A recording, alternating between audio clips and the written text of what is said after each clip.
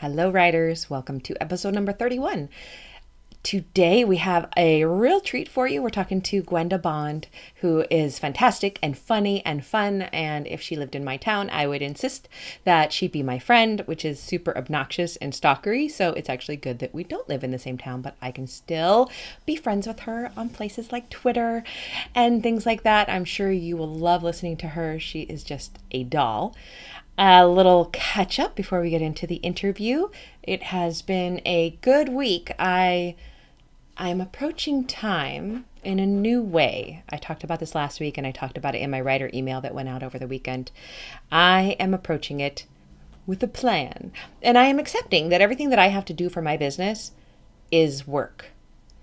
In my head, I've had a hard time differentiating between the time that I'm writing and revising and the time that I'm doing all the other crap, including things like banking and Twitter and newsletters. All of that is work, and I'm starting to track it, and it feels really good to track all that.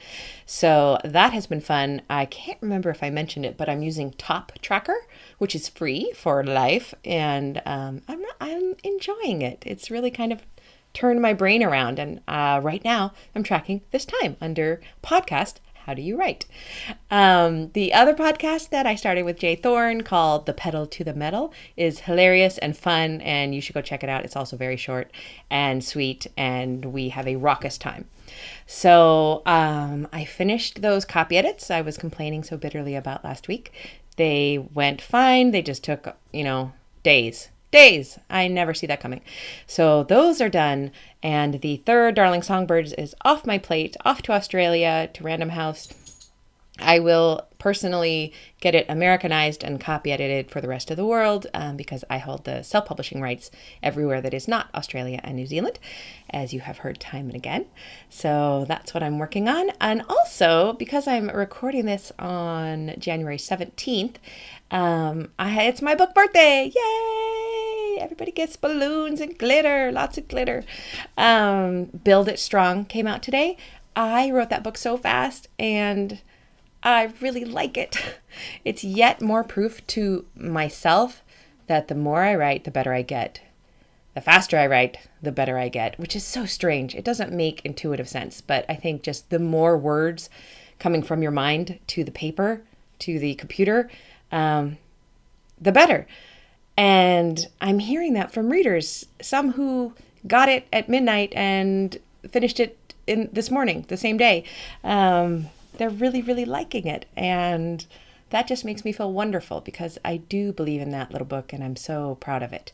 So book birthday is always a fantastic reason to celebrate. I'm still on this goddamn elimination diet though, so there's no celebrating in Rachael land.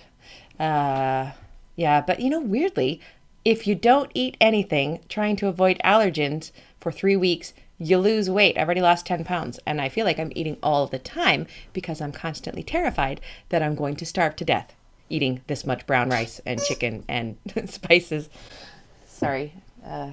Dogs are squeaking toys as they do. So yes, book birthdays are important and special and they should be celebrated.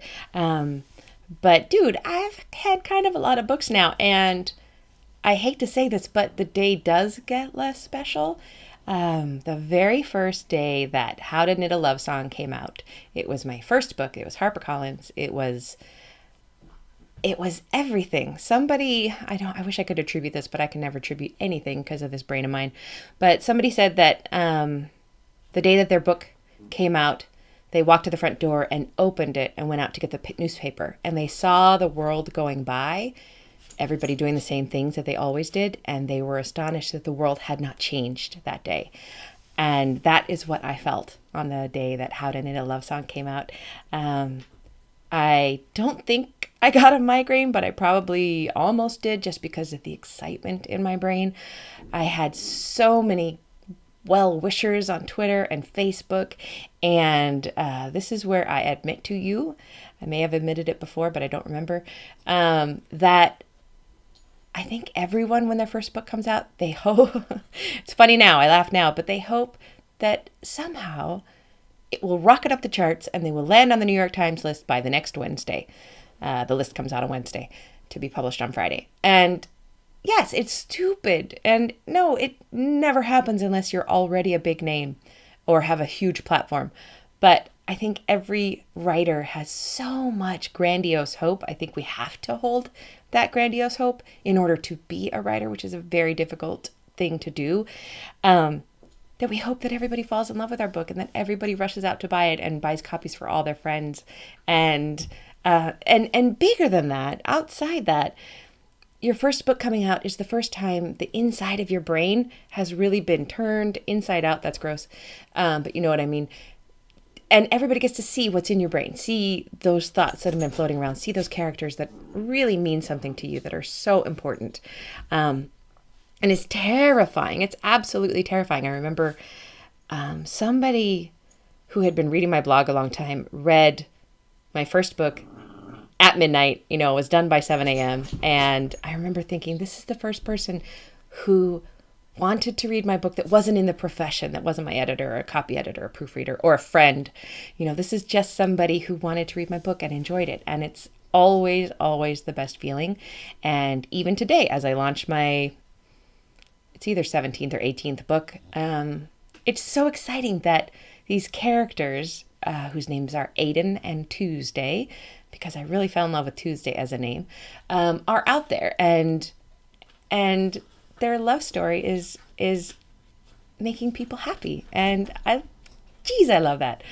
Okay, well, that is enough of an update. My dogs continue to chew on things in here, so I am going to stop recording this and launch you right into the interview with Gwenda Bond. Please enjoy, and happy writing to you, my friends. Talk soon. Well, I am so pleased to welcome Gwenda Bond to the show today. Hi, Gwenda. Hey, thanks for having me on. Of course. Just a little introduction for you. Gwenda Bond writes YA and children's fiction. Her novels include the Lois Lane series, which brings the iconic comic book character front and center in her own YA novels, and the Cirque American series about daredevil heroines who discover magic and mystery lurking under the big top. Her nonfiction writing has appeared in Publishers Weekly, Locus, the LA Times, and many other publications. She has an MFA in writing from the Vermont College of Fine Arts. She lives in a 100-year-old house in Lexington, Kentucky with her husband and their unruly pets. There are rumors she escaped from a screwball comedy, which I would believe, and she might have a journalism degree because of her childhood love of Lois Lane. Welcome, Gwenda. I can guess as to the answer, but what did you love most about Lois Lane when you were a kid? I think just that she was a take no prisoners, no nonsense, working woman, Yeah. like my mom. She was like the first character that I ever saw in fiction that reminded me of all the women that I grew up around. That is pretty awesome. I think for a lot of us, she reminded us of somebody we didn't know, but you knew women like that. That's really, really cool. Yes, I grew up with in a very small town with a very feminist mom. So fantastic. And for listeners who watch on the audio, I'm looking into your living room there, and I swear to God, it looks like our living room. We have that fireplace. We have that color wall. We have. This is excellent. Actually, the wall behind you is the same as our other room's wall, so we clearly. If we ever need to do a house swap, we'll just. Yeah, we're on the same wavelength.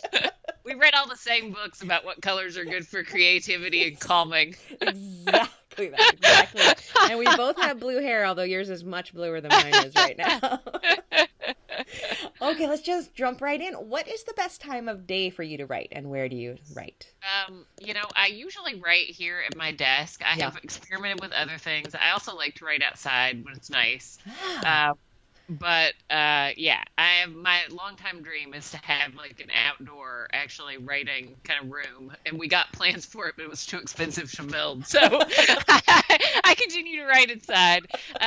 But mostly mornings have always been really good for me. I now sometimes will procrastinate and write in the afternoon. But it really is not so much the time of day as just when I have an uninterrupted space of time. Works best. Yeah, for going into that deep work. Yeah. Now, when you write outside, how do you manage looking at the computer? Like, So I don't use the computer when I'm writing outside. that was my next question. Is that I Alpha Smart? usually use this Alpha Smart Neo, which has a very small screen and is just a keyboard and it doesn't reflect. And those things are magic. Like if I'm stuck, because there's no internet, it's nothing but a 3-line screen. You just sit there and type. They are really something else. I have always meant to get one, and maybe I will eventually do that. And Like they're 50 sturdy, right? Right. Yo, they're so sturdy. I've had that one for like 10 years, and it's, and I've only changed the AA batteries once. Oh my gosh. Okay, maybe that'll be my Christmas present to myself. Yeah, That's they're so cheap. Just go on eBay because they don't make them anymore. So right. you have to get used ones. That's amazing. Okay, so you write on that, and when you're at your computer or in the house, do you start off longhand or do you go straight onto the computer? I go straight onto the computer. Yeah. I am terrible. My brain doesn't work that way on longhand. Like to me, that's a journalism. Like take shorthand notes. Oh, yeah. I'm like for me, like the act of writing longhand is an act of remembering something. And so I cannot turn off like that sort of get that part of my brain because I was, involved in interviews and stuff for so long. Oh, so that's so interesting. It's just much more automatic. Plus, I have terrible handwriting, and so I feel like if I wrote longhand, I would be like, "What the fuck is this?" What program do you write in? I write either in Scrivener or Word, Okay. pretty equally. Yeah, I kind of go back and forth between the two. I feel like there's almost time for like Scrivener to be supplanted. We're ready for the next awesome thing. There's a lot I still don't use about Scrivener. There's a lot I still don't use. It's very useful for me at the beginning when I can dump a lot of notes and stuff in the bottom. But I tend to, once I have a handle on the project, switch over to Word so I can see better how long I have to be done. Good point. And how do you go about refilling the creative well? I'm very much like a consumer of other media. I am very much like new music if I need to start a new project. I love binge watching TV, reading. Like after I finish a project, I usually will go to the library and get 10 books and even if I'm trying to go back to work, we'll just read. Oh, I love that. I guess it's easier now that I'm a full-time writer. I find that it took me like 6 months to get over the burnout of having juggled both. Now, like I find that because I can take walks and refresh more during the day, I don't get as exhausted mentally as I used to. So. We were just talking before we came on the air that we both worked the same number of years at our day job and balanced the two jobs for a long time, and we both quit around the same time. So, and I have to agree with you that I just used to spend so much of my days off trying to pump my energy up to the point it needed to be in order to do more of my writing work, and now it is so much easier. Yes, it is. It's like this is what having a life is like.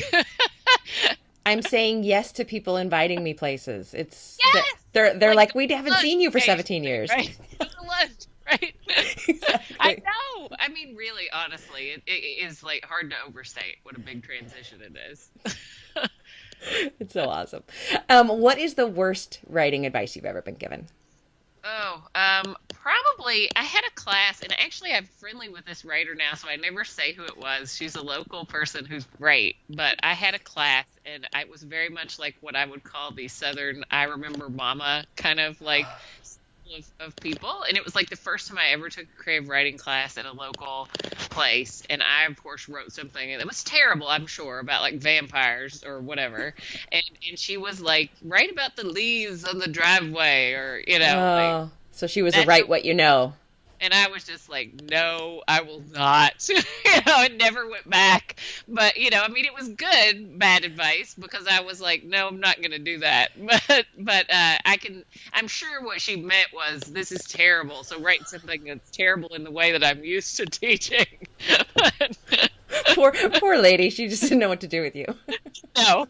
She's like, why are you in this class with all these, older ladies who want to write about their childhood memories? Yep. Yep. That's hilarious. At least you didn't take it. At least you didn't take the advice. That's true. What secret writing tip of awesomeness did you discover the hard way? Oh gosh, almost everything I've learned, I've learned the hard way. Actually, this was something I both discovered the hard way and had someone tell me, but I couldn't really internalize it. Which was that the most important thing that every writer learns is their own process. Yeah. Yeah, one of my first writing mentors in MFA school told me that.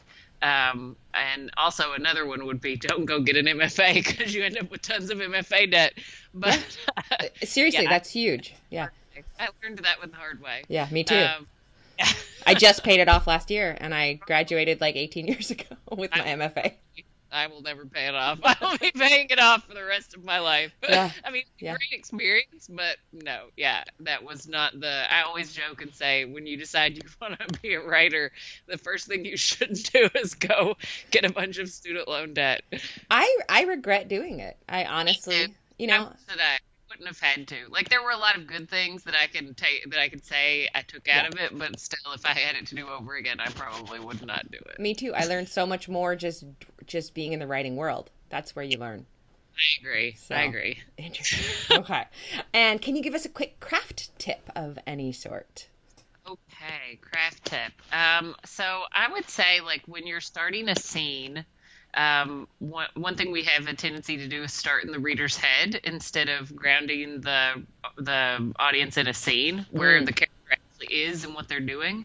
And that is something that I often have to go back in drafts and do because it just kind of leaves the reader feeling untethered. But it's very, very common. I just finished revisions on a book about an hour ago, and there were 3 scenes in that last thing that I was doing today exactly that. Just absolutely ahead in space, no idea where they are. But it's so easy to forget. It is.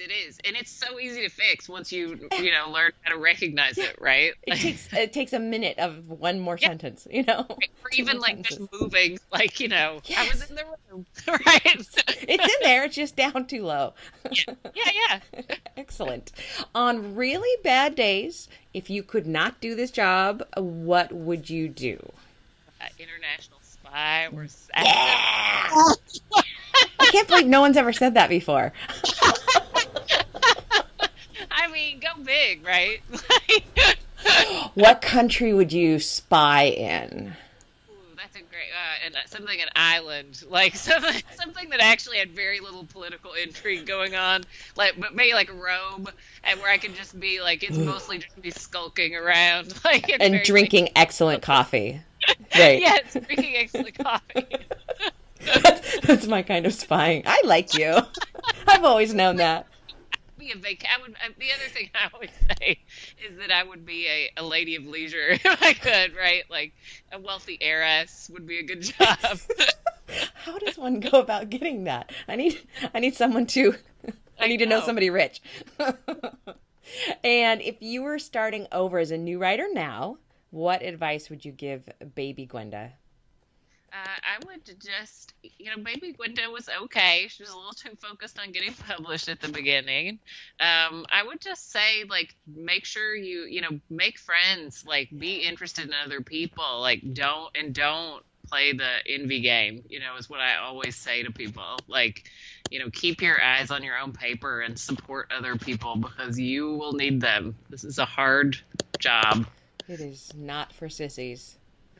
It is not. Did you see that author earnings report earlier this year that showed a direct correlation between the more you network, the more you make money?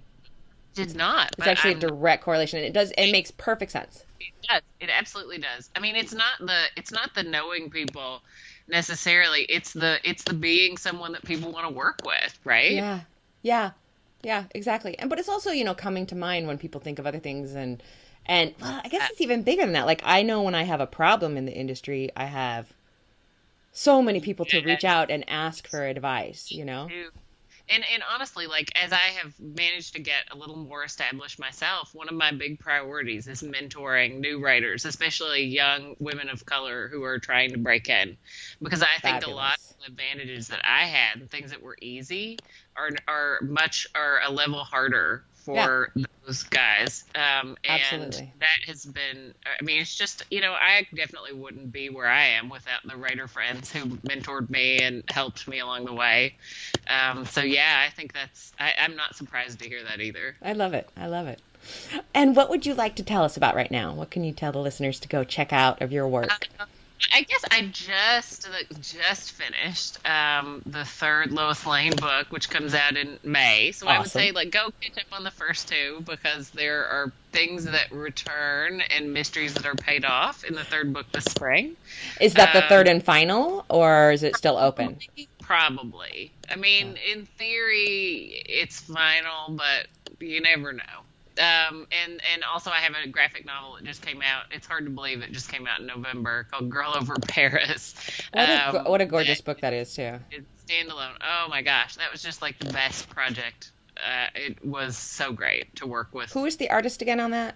Ming Doyle, That's who right. is amazing, and Kate Leth wrote the script. I did the outlines, and so yeah, I mean, it was a great team. Even the letterists and colorists were great, and yeah, it was a dream team, and I learned so much Seriously. about making comics. So yeah, Oh, that is so cool. Kate Leth is really, really, really cool. she is the best. She's We have long she immediately picked up on like the genderqueer character in the book, and it's like, I want to do more with this character, and I'm like, that is everyone's favorite character, including mine. Like, yes, obviously. Oh, I can't wait to read it. I don't have it yet, but I'm going I'm like, to. do whatever you want with her. Kate's like, can she kiss a girl? And I'm like, of course she can. I'm in. Like, Kate's whole thing about this isn't a spoiler, I don't think, but like the last issue, it was 3 kisses, 3. That's awesome. That is so awesome. Yay. And where can listeners find you? Where's the best place? They can find me on Twitter, posting pet pictures as Gwenda, and I have a tiny letter that's just tiny letter / Gwenda, and I send that out fairly regularly. And I have the website gwendabond.com. I'm easy to find. I'm everywhere. And I'm omnipresent. And your name is unique too Yeah. and beautiful, so it's And easy to I remember. it immediately whenever a new platform comes up. So Me too. I'm always to find. Me too. And my name Rachel is spelled a little bit funny. It's like Michael, Yeah. so I generally try to grab both, Yeah. which is kind of rude. But like Rachael Herron spelled the normal way still maps to my site. Rachel. There's Rachael Herron, who spells it the regular way, who hates you. I Like, know she exists. And actually, there's a young woman who can't be more than 20, but she wants to be a writer, and her name is Rachael Herron. And I'm like, oh, God, I'm so sorry. just the R Herron. It's too late for Yeah. you. Exactly. Use R in your middle initial. You're fine. J.K. Herron. I like that, actually. Well, Gwenda, thank you so much for your time. Thanks for talking to us, and I hope that you have very happy holidays and a better 2017 than 2016. Or 2017, but I don't know. All right, thank you so much. Thanks.